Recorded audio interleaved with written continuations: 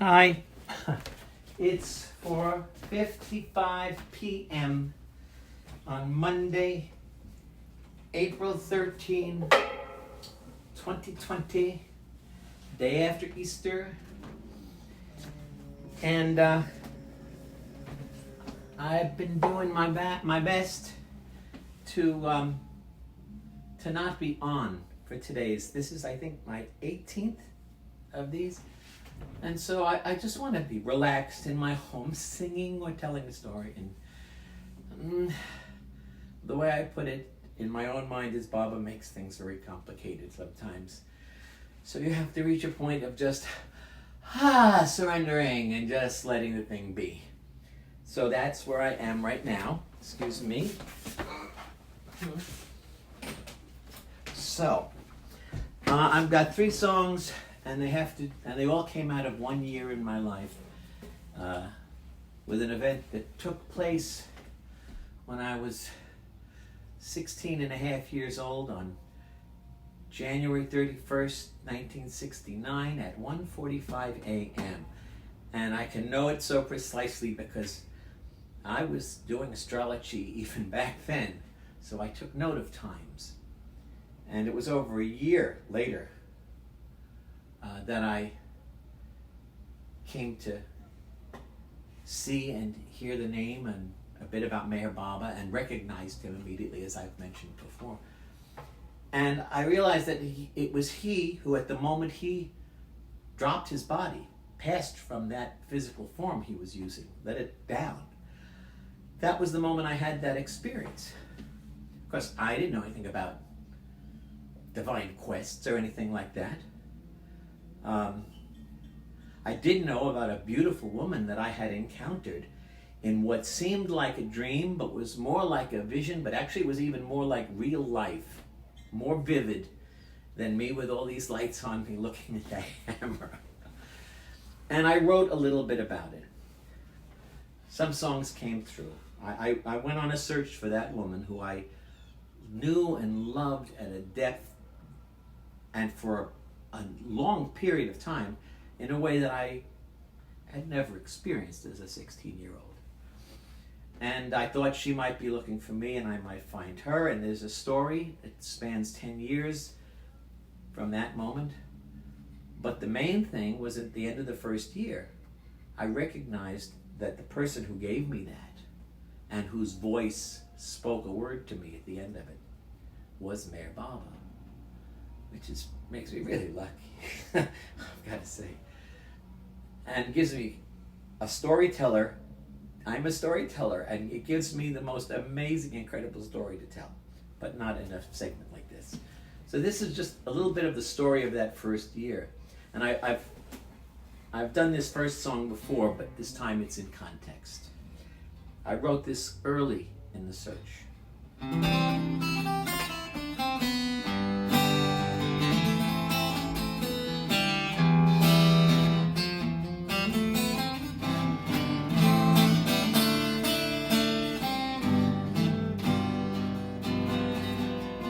Love is a very fragile thing, and when love breaks, the heart aches, and beauty and love make a musical sound.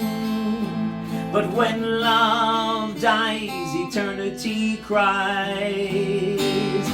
Forever isn't as long a time as the winter's dawn to the winter's close. Forever's a float dream of happiness that's born again with the summer rose. Time is timeless and always will be. The sundial must always pass 3:03, 3:03.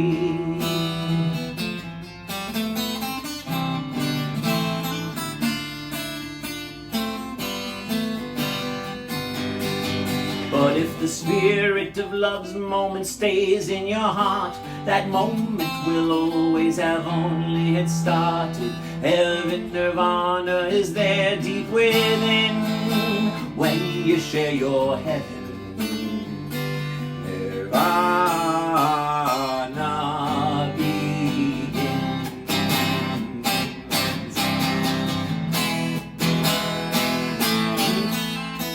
Time is timeless and always will be. The sundial must always pass 303, 303.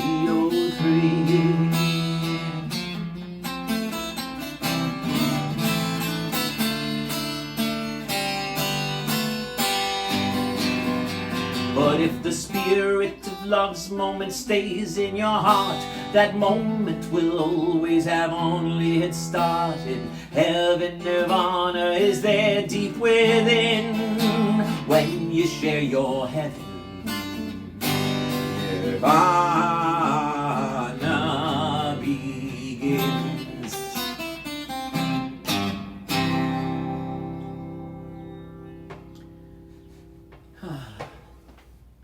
And that's kind of the hope and the trust and the faith and the energy and the love that I had propelling me during that year of 1969. And I knew this woman could be anywhere, and I don't know how I would recognize her, because it was like her image was not as clear in the memory as it was in the experience. And so I had to develop my intuition and my awareness, my looking within and my looking outside, and checking it against the feeling of the experience, and be willing to turn over everything I thought and felt and believed and imagined in my life about everything. And it made for quite an adventure. I went from a very conservative kind of Catholic kid from Queens to, by the summer I had hair down to here and my shirt buttoned down to the navel and bell-bottom trousers, and making music wherever I went, and seeking out among all the women I saw, could this be her? Could this be her? But that began, of course, February 1st, that quest, 1969. And by December, I was really starting to get very weary and driven, but still weary about fulfilling this quest.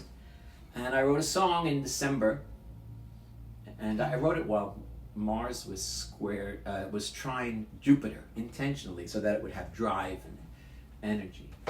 But it's really about that experience and the year that followed.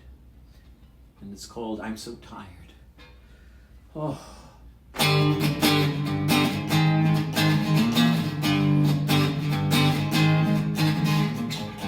I'm so tired, all alone, so tired, wanna go home, but there's nowhere to go to. I left a while ago, but there's nowhere to run to, just a smile that doesn't know.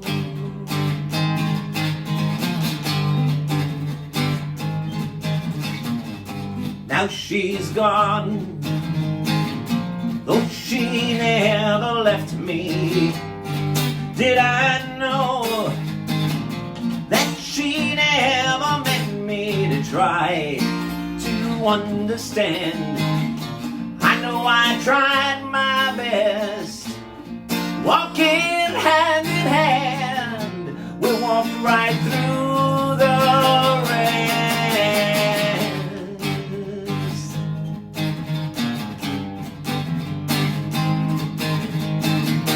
But she just wasn't here with me. Now I can see it was just never clear to me what I had to be.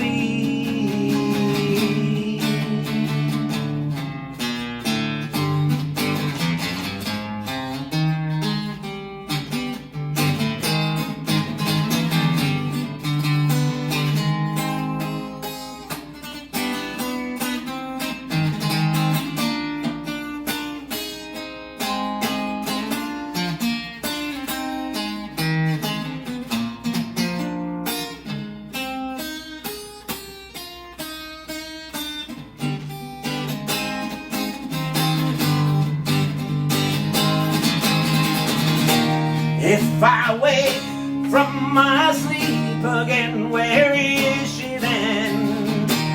If my slumber is deep again, may I pretend?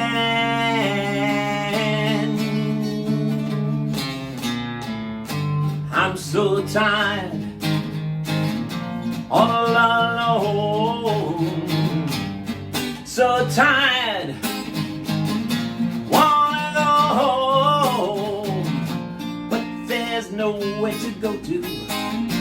I left a while ago, but there's nowhere to run to, just a smile that doesn't know.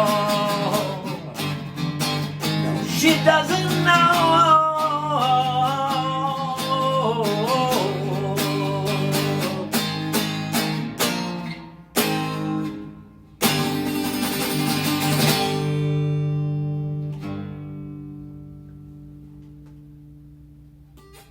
Yeah, pretty darn intense. I wasn't going to say darn. I'm going to put the guitar down and do the third song on the piano, on the keyboard. I think I wrote it on the keyboard. This was now February of 1970. And that intense, passionate, gonna fulfill this quest drive was really giving way, because I had run out of things to do, places to look. Excuse me. And actually by the beginning of March, a circumstance would come about where I had to just surrender and let go. And that actually, the very next day was the moment that I heard of Mayor Baba and immediately recognized him as the person who had set me on this quest, actually. But in the beginning of February, that the wonder of that first song, and the hope and trust, and the desperation of that second song, with its drive and intensity, had given way to this. And it was the first time, of course I didn't tell people about this very unusual quest. And it's the first time I put it in a song and that people heard. But of course they wouldn't know what like that number meant. As you don't know until I get to tell the whole story someday. This is called In This Life.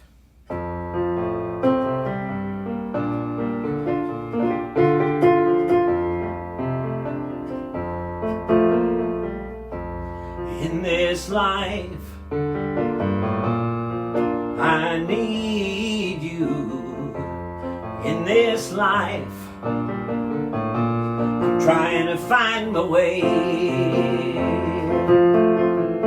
Walking down a misty road, I can't see but I know my way. Stopping at miles, mirages, then I'm on my way. Then I'm lost at a moment's reasoning. Seek and ye shall find.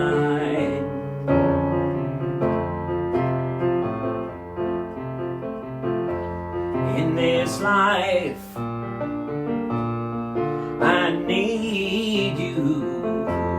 In this life, I'm trying to find my way. Holding hands, loving eyes, love that will never die. Somewhere pulls us apart, shedding blood from bleeding hearts. Your eyes say we'll meet again. The answer's 303.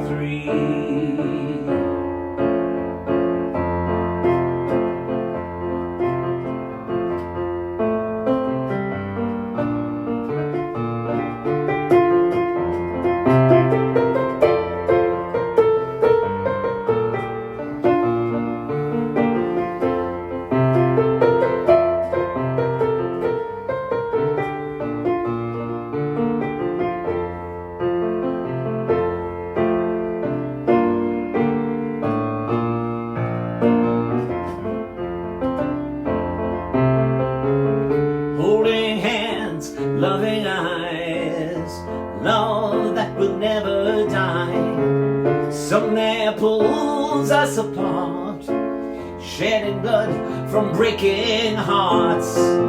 Your eyes say we'll meet again. The answer's 303.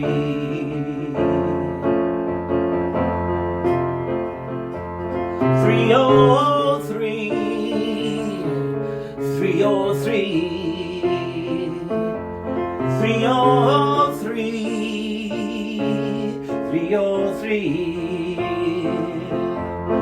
303.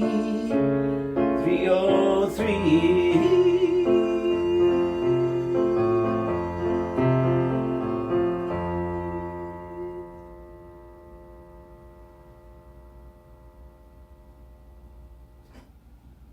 So I realize this is not fair, but that's just a tease. I'm gonna write this story up in a way that you can watch on TV. But I haven't gotten all the skills for that yet. But this is a tease for that when it's finally able to be done. Okay, so that's that, the music portion.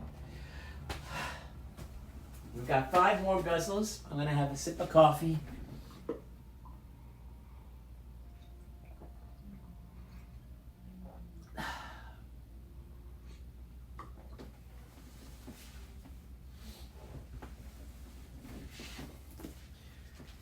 So this is from my book, and if you've been watching these, you're hearing the same thing over and over. Sorry.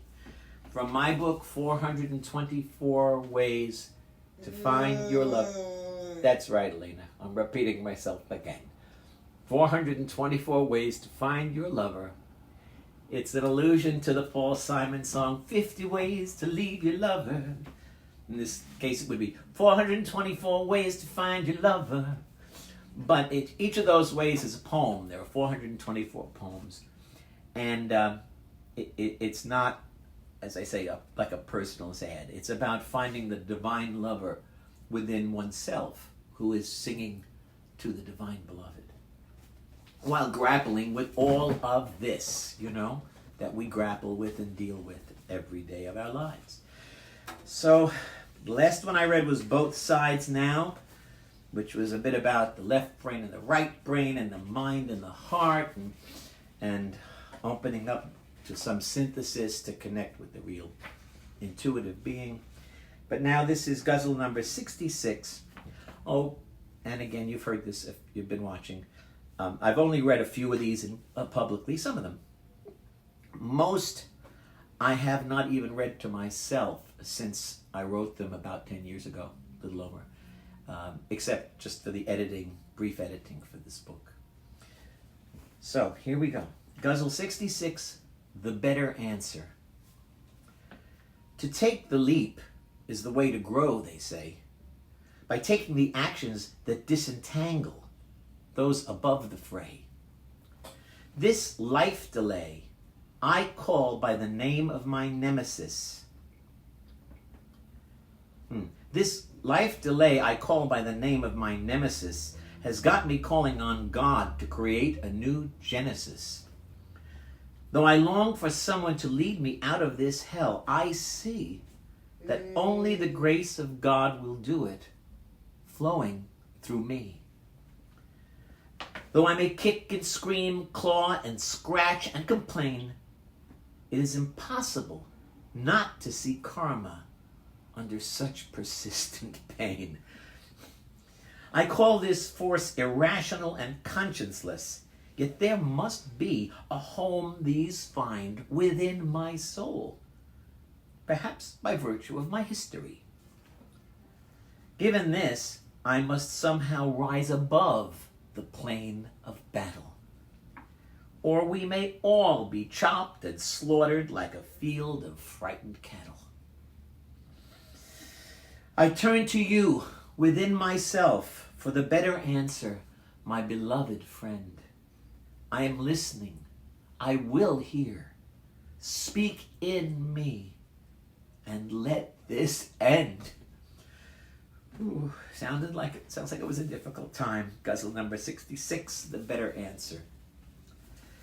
Ghazal number 67 is called Unconditional Love. Oh, and I'm only reading this first sentence, but I have to share a very personal story at this moment. It was about a week or so. I was looking at the news about the Democratic primaries and the Democratic race and the race for president this year, and no, that's a different story. Sorry. Well, I'll tell that one too. I'll have that one too. And I glanced over at Mayor Baba's picture, one that has particularly spoken to me lately. I had to print a version out on my printer. And I saw a look of such kindness and compassion. And it's an older picture of Baba, but now I'm an older picture of me, so I guess I relate to that phase of life a little bit more. Very grandfatherly it was almost. And it was a look of sadness, extending empathy, as if I was going to be feeling some sadness that he wanted to reach out. And of course, the next morning when I woke, I heard Bernie Sanders had an announcement for his supporters, and I knew exactly what it was going to be. And that was the sadness that Baba was already empathizing with in me, that he was withdrawing or suspending his campaign under not the best of circumstances. But this is not about politics.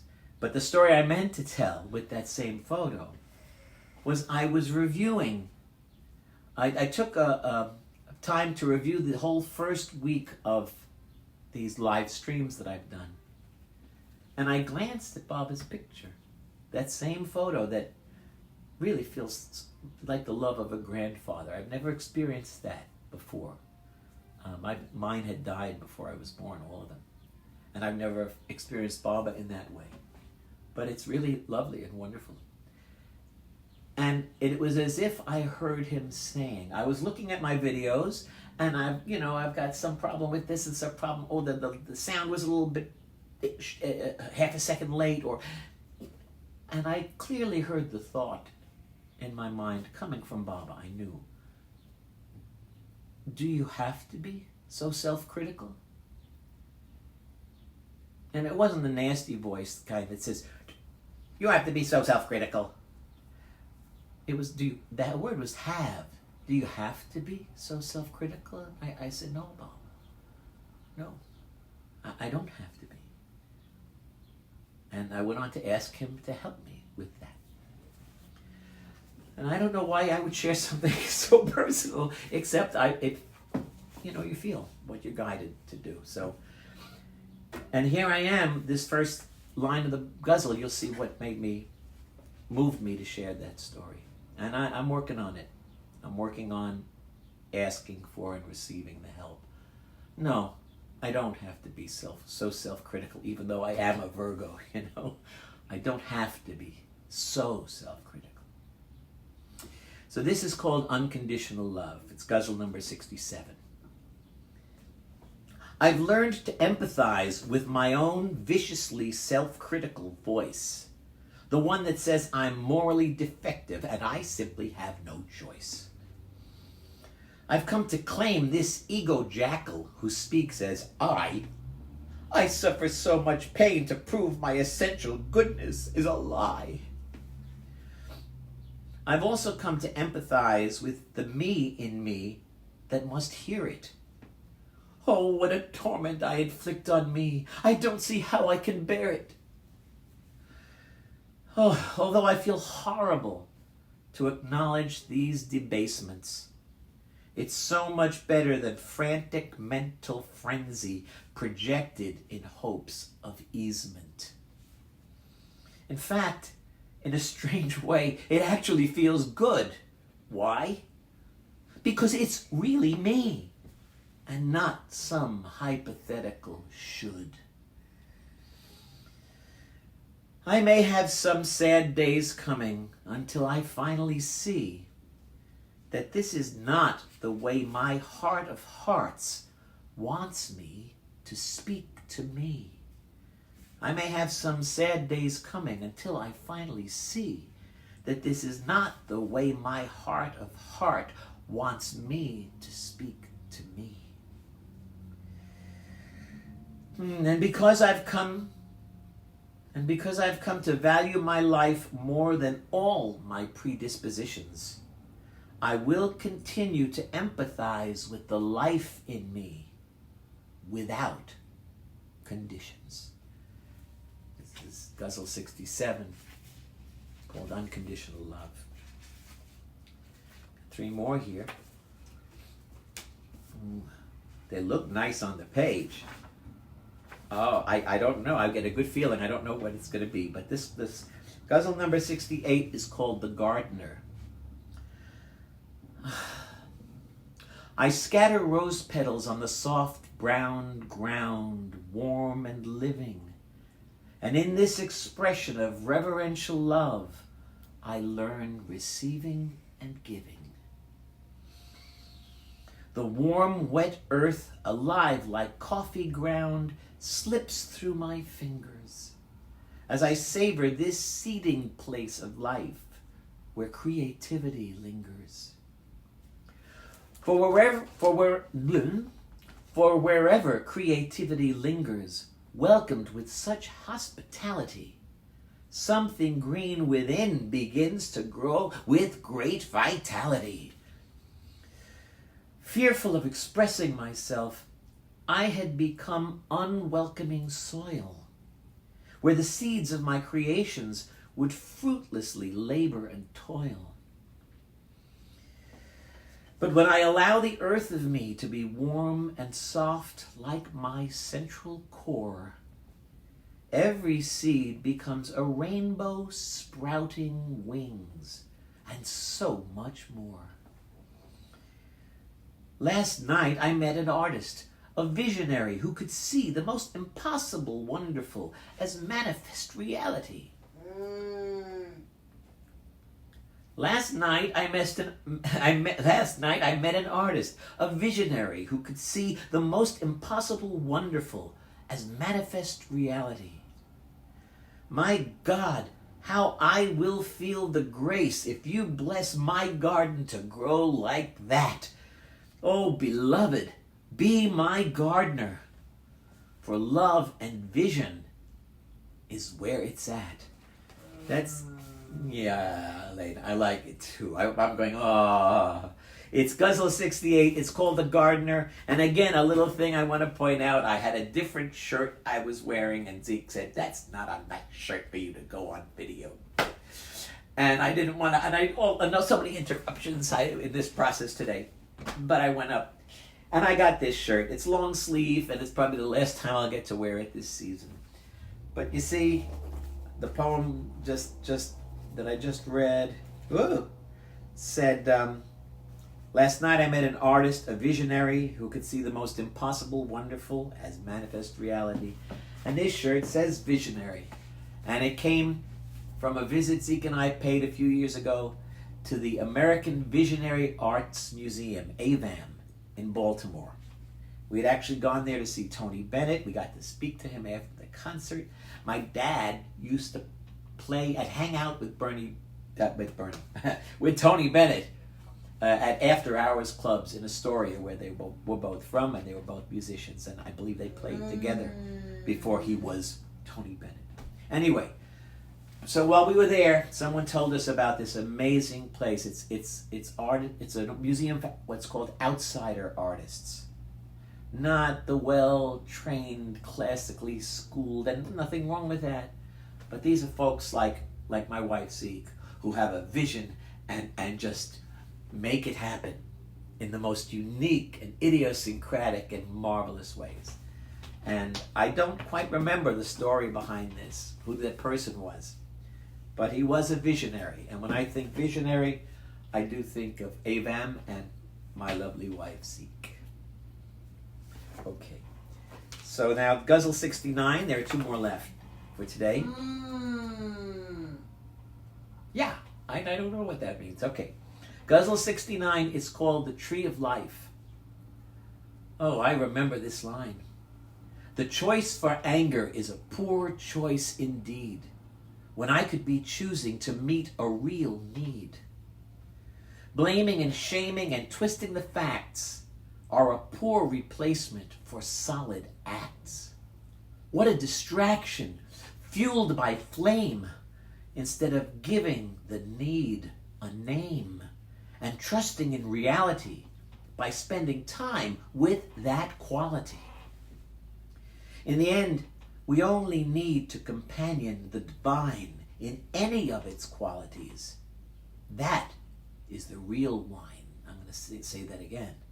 In the end, we only need to companion the divine in any of its qualities. That is the real wine. Trust, contentment, understanding, love, success, and confidence. To revel in your company is the only real sense. Abundance, joy, and harmony. Your names are endless and good for me. Instead of anger, I pluck the luscious apples from your great life tree. It's called The Tree of Life, Ghazal 69 from my book of 424 Ways to Find Your Lover. And here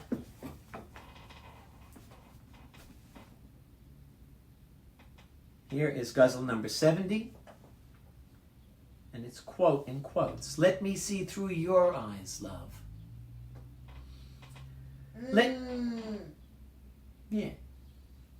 Let me see through your eyes, love. Let me see through your eyes till this whole thing passes, and be my eyes for me. My man-made glasses aren't worth a damn in this deepening fog, like a trough around a bleating hog. From this observational tower, see, all windows are darkened. What can it be? This thick, dark cloud will soon descend to the street, a blackened world without end. It will be just like when the towers fell. No hand before the face in that darkened hell.